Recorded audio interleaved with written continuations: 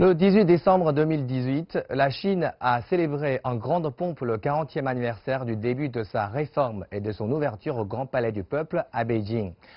La célébration a duré plus de 2 heures avec au menu une cérémonie de la remise de médailles aux 100 personnalités chinoises ainsi qu'à 10 étrangers pour leur contribution au pays.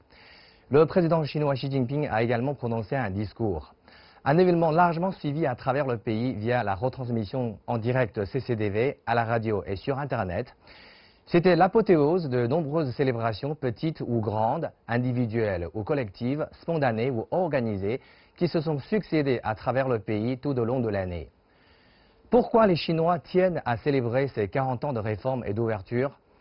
Pour les familles et les individus, c'est une expression de deux choses, la gratitude et la fierté. Avant 1978, les Chinois ne pouvaient pas se déplacer librement sur leur propre territoire. Ils n'avaient pas trop de choix ni pour la vie ni pour le travail. Les paysans étaient confinés sur leurs terres, les ouvriers dans leurs usines et les cadres dans leurs bureaux. Leur destin était souvent déterminé dès leur naissance. Mais 40 ans plus tard, les Chinois ont largement gagné en liberté. Aujourd'hui, ils peuvent choisir leur métier, leur lieu de résidence, leur façon de vivre, même leur nationalité. Rien qu'en 2017, le nombre de touristes chinois voyageant à l'étranger a dépassé les 130 millions. Les Chinois migrent sur leur territoire, mais aussi à travers toute la planète pour ouvrir leurs horizons ou poursuivre leurs rêves. Ce grand gain en liberté, on le doit à la réforme et à l'ouverture. On le fait avec un sentiment de gratitude.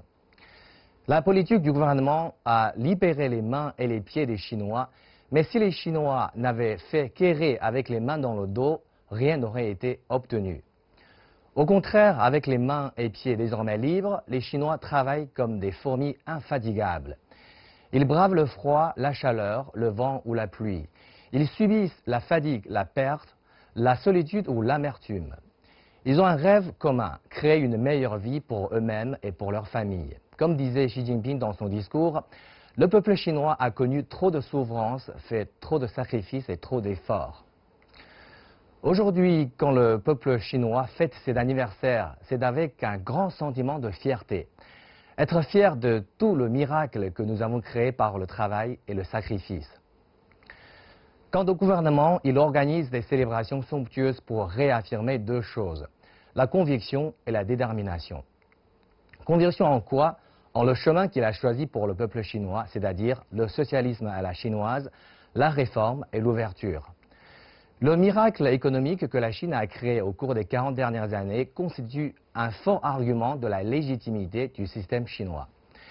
Cette conviction en son système et en son modèle de développement est plus que jamais solide pour les Chinois. Une telle célébration ne se contente pas de revenir en arrière et de faire le bilan du passé, mais doit aussi dresser un plan pour l'avenir. La politique de la réforme et de l'ouverture a bien marché durant les 4 dernières décennies. Va-t-on continuer à l'appliquer et va-t-elle continuer à fonctionner à l'avenir? La réponse a été explicite et affirmative dans le discours du président chinois Xi Jinping. La Chine est déterminée à mener la réforme et l'ouverture jusqu'au bout. Ces deux outils sont d'autant plus importants aujourd'hui que la Chine se trouve dans une situation que Xi Jinping décrit comme suit. Quand un alpiniste se trouve à mi-chemin d'une montagne, les pentes sont les plus abruptes. Quand un navigateur se trouve au milieu d'un fleuve, la vague est souvent la plus agitée. C'est exactement cela à quoi la Chine fait face. Par conséquent, le président chinois Xi Jinping dit « C'est comme faire du bateau à contre-courant, si on n'avance pas, on recule ». Finalement, le président chinois a appelé au travail l'indispensable recette pour le succès. Il a dit qu'il ne suffirait pas de crier à haute voix ou d'attendre pour réaliser le grand rêve chinois. Il faut travailler et faire des efforts. La réalisation du rêve chinois est une course à relais. Chaque génération doit s'efforcer d'inscrire un bon score pour la génération suivante. Ainsi, les Chinois pourront créer de nouveaux miracles qui impressionneront le monde. Il reste moins de 2 semaines avant la fin de 2018.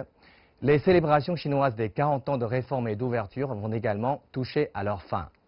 Mais la réforme et l'ouverture de la Chine vont se poursuivre sans répit. Quand le monde est ennuagé ici et là par le protectionnisme et l'isolationnisme, Une Chine affichant la volonté de toujours s'ouvrir davantage n'est-elle pas un rayon de soleil pour l'humanité ?